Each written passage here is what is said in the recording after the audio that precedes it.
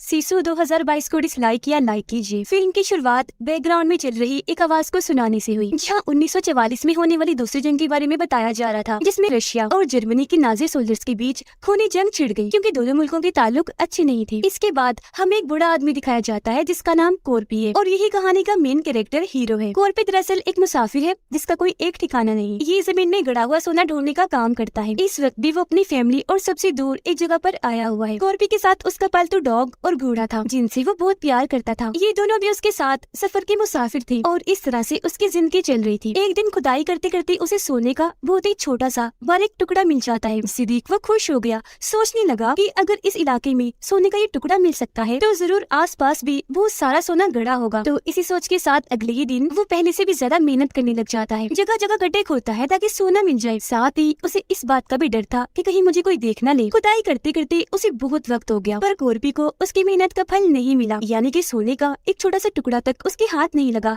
जिस वजह से वो उदास हो गया। फिर अगली सुबह जैसे उसने एक जगह खुदाई की तो उसे बहुत सारा सोना मिल जाता है जिसका उसने अंदाजा भी नहीं लगाया था। ये देख उसके अंदर खुशी की लहर दौड़ गई। खुशी में आंखों से आंसू आने लगते हैं। ऐसे ही फिर रात हो गई। कोर्पी वहाँ का सारा सोना निकाल कर अपने घर आ गया। फैसला करता है कि सुबह होते ही मैं शहर में सोना बेचकर अच्छे खासे पैसे कमा लूंगा। फिर जैसे ही सुबह हुई नहा धोकर वो अपने सफर पर निकल गया, जहाँ उसे बहुत सारे खतरों का सामना करके अपनी मंजिल तक जाना था। उसने सारा सोना ले लिया। घोड़े पर बैठकर अपने डॉग को लेकर वो शहर की तरफ जा रहा था, जहाँ रास्ते में उसे नाजी सोल्जर्स की टीम नजर आती है क्योंकि वो दो रशियन लड़कियों को अगवा करके अपने साथ ले जा रही थी। जैसे ही कोर्पी उनके सामने से गुजरा सारे सोल्जर्स उसे देखकर हंसने लगते हैं। कोर्पी की नजर कमांडर पर गई जो बड़ी गौर से उसे देख रहा था, पर नजरअंदाज करके उसे वहाँ से जाने देता है। फिर अपने आदमी को कमांडर बताता है कि ये भी बचने वाला कहाँ है, बहुत जल्द ये भी मारा जाएगा क्योंकि हमारे सोल्जर्स की एक और टीम पीछे जमीन में बारूद बिछाती हुई आ रही है, जिसमें फंसकर ये बूढ़ा कोर्पी मारा जाएगा। कोर्पी जब आगे बढ़ा तो देखता है कि बहुत सारे लोगों को मारकर उन्हें बीच रास्ते पर खंभों के साथ टांग दिया गया है, जो देख वो हैरान भी था, साथ ही थोड़ा घबरा भी जाता है क्योंकि दोनों मुल्कों के बीच चल रही दुश्मनी और जंग इस कदर बढ़ गई है कि नाजी सोल्जर्स बेकसूर लोगों को भी मौत के घाट उतार देते हैं और फिर मरे हुए लोगों को ऐसे लटका दिया जाता है, जिस वजह से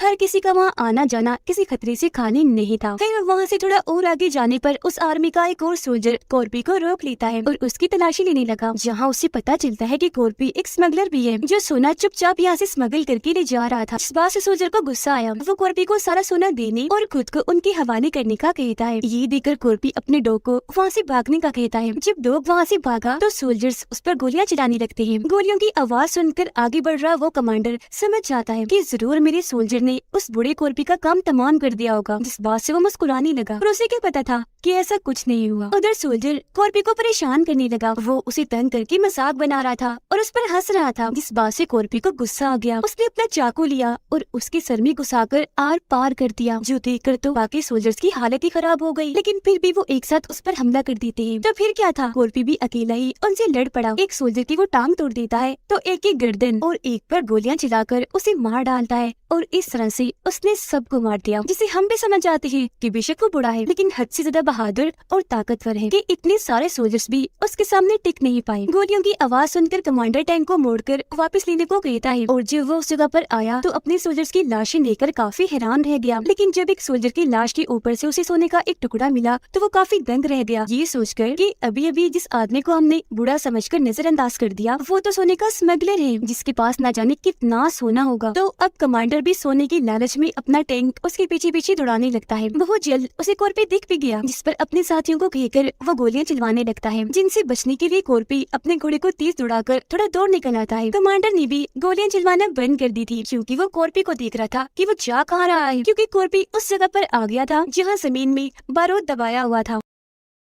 घोड़े का पैर जैसे बॉम्ब बारूद पर पड़ा तो बॉम्ब फटने की वजह से घोड़ा काफी जख्मी होकर दूर जाके गिरा, जिससे कोर्पी भी काफी जख्मी हो गया। अपने घोड़े को मरते हुए देखकर उसे बहुत दुख हुआ, वो रोने लगता है, लेकिन टाइम पर बात किए बगैर वो सोने के टुकड़े दोबारा इकट्ठा करने लगता है। इसी बीच कमांडर भी अपने सारे सोल्जर्स के साथ यहाँ पहुँच जाता है। इससे पहले कि कमांडर अपने साथियों को कहकर उस पर हमला करवाता, कोर्पी सोने का एक टुकड़ा एक बॉम्ब बारूद पर दे मारता है, जिससे वो फट गया और हर तरफ धुआं फैल जाता है। तब फौरन सारे सोल्जर्स अंधाधुंध गोलियां चलाना शुरू हो जाते हैं और कोर्पी अपने पास मौजूद शील्ड को आगे करके खुद की जान बचाता है। धुएं का फायदा उठाकर पास ही में कहीं छुप गया। अब कमांडर अपने कुछ साथियों को उसे पकड़ने के लिए भेजता है, पर क्योंकि वहाँ की सारी जमीन में ही बारूद बिछे हुए थे तो इस वजह से बहुत सारे सोल्जर्स मारे जाते हैं। कमांडर ऐसे अपने साथियों को मरने नहीं दे सकता था। तो अगवा की गई रशियन लड़कियों को मोहरा बनाकर वो आगे भेजता है ताकि ये मारी जाए और सोल्जर्स को कुछ भी ना हो। इसी बीच कमांडर का सबसे करीबी साथी उसे बताता है कि जिस बूढ़े आदमी की जान के पीछे हम पड़े हुए हैं वो कोई आम आदमी नहीं है, बल्कि एक बहुत ही खतरनाक कमांडो है, इतना बहादुर कि किसी भी जंग में वो अकेला ही काफी है। और हमारे सीनियर्स का तो ये हुक्म था कि हम उस बूढ़े कॉर्पी से दूर ही रहें। जिसके बाद हमें यहाँ कॉर्पी की कहानी पता चलती है। असल में जंग के दौरान रशियन आर्मी ने उसकी पूरी फैमिली को खत्म कर दिया था, जिस बात से वो आग बगोला हो गया। बदला लेने के लिए जोश में आकर उसने तकरीबन 300 सोल्जर्स को मार दिया, जिसमें रशियन आर्मी और नाजी दोनों सोल्जर शामिल थे। ऐसा करने पर आर्मी उसे ढूंढने लगी। वो मिल गया, पर लाख कोशिशों के बाद भी जब वो नहीं मरा तो उसे अकेला ही जंगलों में छोड़ दिया गया। बाद में उसकी ऐसी ताकत, बहादुरी और हिम्मत को देखते हुए उसका नाम कॉर्पी रख दिया गया, जिसका मतलब ना डर, कभी न हारने वाला और ना ही मरने वाला। कमांडर का साथी कहते हैं कि हमारे इतने सारे साथी मारे गए हैं, तो अब हमें वापस चलना चाहिए, लेकिन उसने मना कर दिया। सोने की लालच में और कॉर्पी से बदला लेने के लिए वो बस आगे बढ़ने को कहता है। उधर कॉर्पी काफी दूर आकर एक जली हुई गाड़ी के पीछे आकर छुप जाता है। उसने देखा कि मेरी टांग पर गोली लगी हुई है, जिसे वो अपने चाकू की मदद से निकालने लगा। अब जाहिर है ऐसा करने में उसे बहुत मुश्किल पेश आ रही थी, क्योंकि बहुत तकलीफ हो रही थी। साथ ही इतना जख्मी होने की वजह से वो कमजोर भी हो गया था। तो कुछ देर के लिए उसकी आंख खुल गई, लेकिन कुछ देर के बाद कमांडर और उसके सारे सोल्जर्स वहाँ आ जाते हैं। जो आवाज सुनकर कॉर्पी की आंख खुल गई और वो जल्दी से उनके ट्रक के नीचे आकर छुप जाता है, लेकिन कुत्ते उसे सूंघते हुए आ रहे थे, इसीलिए वो ट्रक का पेट्रोल टैंक लीक करके पेट्रोल अपने ऊपर गिरा लेता है ताकि कुत्ते उसे सूंघ न पाए। पर तभी एक सोल्जर को पेट्रोल की लीक होने की खबर हो गई, जिस वजह से वो ट्रक रुकवा देता है। ऐसा होने से कॉर्पी घबरा गया। पकड़े जाने के डर से वो वहाँ से भागने लगता है, पर कमांडर का साथी उस पर गोलियां चलाने लगा, जिसके साथ वो अपने कुत्ते उसके पीछे लगा देता है। अब उनसे बचने के लिए कॉर्पी खुद को आग लगा देता है, क्योंकि पूरा जिस्म तो पेट्रोल से भरा हुआ था। खुशकिस्मती से करीब एक तालाब था,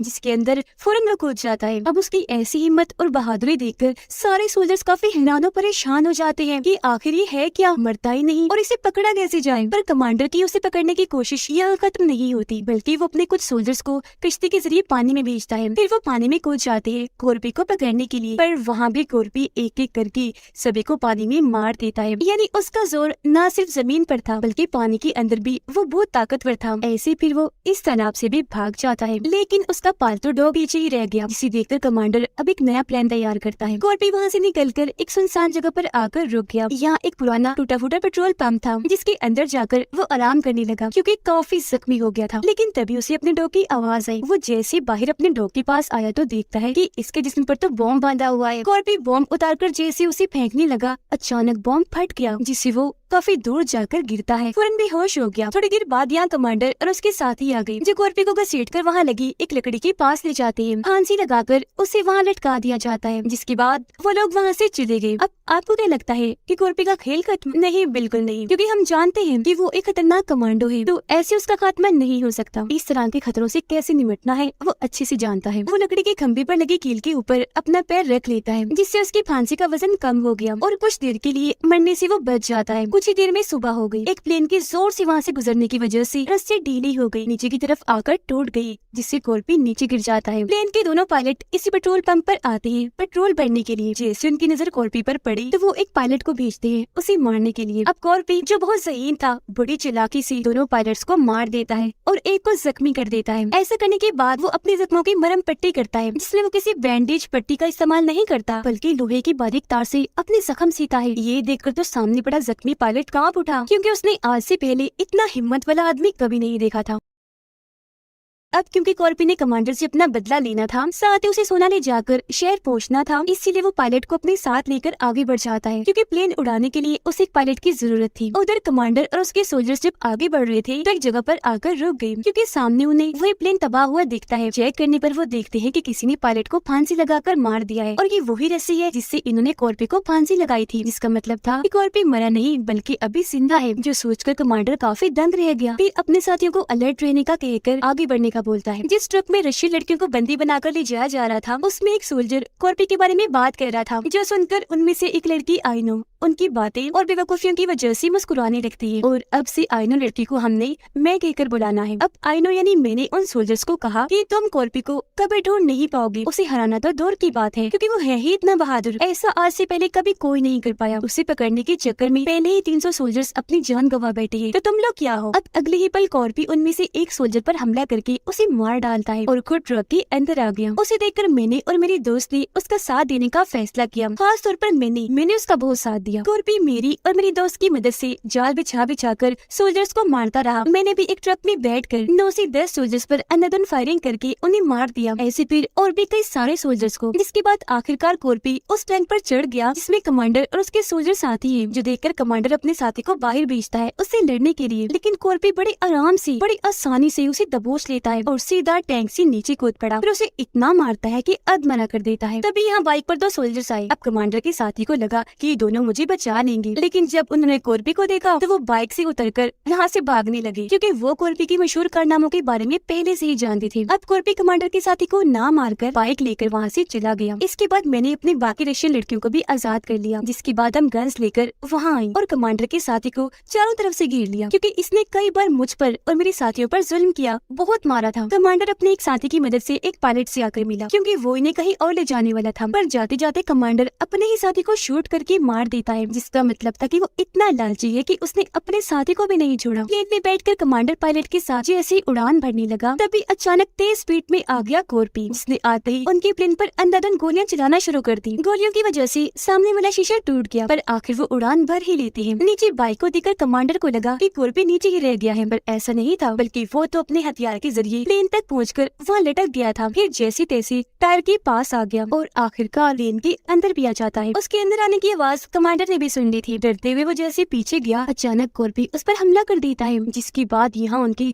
खतरनाक लड़ाई शुरू हो जाती है। इस लड़ाई में कमांडर कॉर्पी पर भारी पड़ रहा था, उठा कर उसे मार रहा था। वो उसे हुक की मदद से मार कर जख्मी कर देता है, जिससे कॉर्पी इतना जख्मी हो गया कि उसकी हालत मरने वाली हो जाती है। अब इससे पहले कि कमांडर दोबारा से उस पर हमला करता, कॉर्पी मौका देकर हुक को मिसाइल के साथ जोड़ देता है, जिसकी रस्सी कमांडर ने पकड़ी हुई थी, और फिर मिसाइल को छोड़ ही देता है। उसकी वजन से मिसाइल के साथ कमांडर भी नीचे जमीन पर आ गया, जहाँ आते ही मिसाइल फट गया, जिससे कमांडर के चित्र उड़ जाते हैं और यहाँ उसका खेल खत्म। थोड़ी देर बाद कॉर्पी देखता है कि जख्मी होने की वजह से पायलट की मौत हो गई है, जिससे प्लेन धीरे धीरे अब जमीन की तरफ झुकता जा रहा है। अब कॉर्पी को प्लेन तो चलाना नहीं आता था, इसलिए वो खुद को मजबूती से बांधकर पिछले हिस्से में आकर बैठ जाता है, जिसके बाद प्लेन जमीन पर आते ही टकराने की वजह से तबाह हो गया। प्लेन के टुकड़े टुकड़े हो गए। उधर सारी रशियन लड़कियां यानी मैं और मेरी दोस्तें नॉर्वे तक पहुंच गई थी। साथ में हम कमांडर के साथी को भी बांधकर लाए थे, जिसे मार कर हमने जख्मी कर दिया था। अब हम दलदल में से एक आदमी को बाहर निकलता हुआ देखते हैं। हैरत, वो और कोई नहीं बल्कि कॉर्पी था, जो इतने बड़े प्लेन तबाह होने के हादसे से भी बच गया, जो बात सच में तारीफ के काबिल है। खैर, अब वो बचा हुआ सोना बेचने के लिए सोने की एक काफी बड़ी दुकान पर जाता है। अंदर आते ही अपना लाया हुआ सारा सोना काउंटर पर रख देता है, जिस सोने को देखकर आसपास के सभी लोग काफी हैरान रह जाते हैं। सोना देने के बदले कॉर्पी उनसे बड़ी रकम और किसी बड़े चालान की मांग करता है, ताकि आगे से उसे कोई दिक्कत ना हो, आसानी से वो पैसों को ले जा सके और यहाँ पर दोबारा सोना भी ला सके। तो ये थी कॉर्पी की बहादुरी की कहानी। तो उसकी तरह बाकी लोग जो कामयाब होना चाहते हैं, हमेशा हिम्मत रखें, हौसले से काम लें और अपनी मुश्किलात इम्तिहानात के सामने डट कर खड़े रहे, उनका मुकाबला करें। ये मूवी इधर ही खत्म हो जाती है।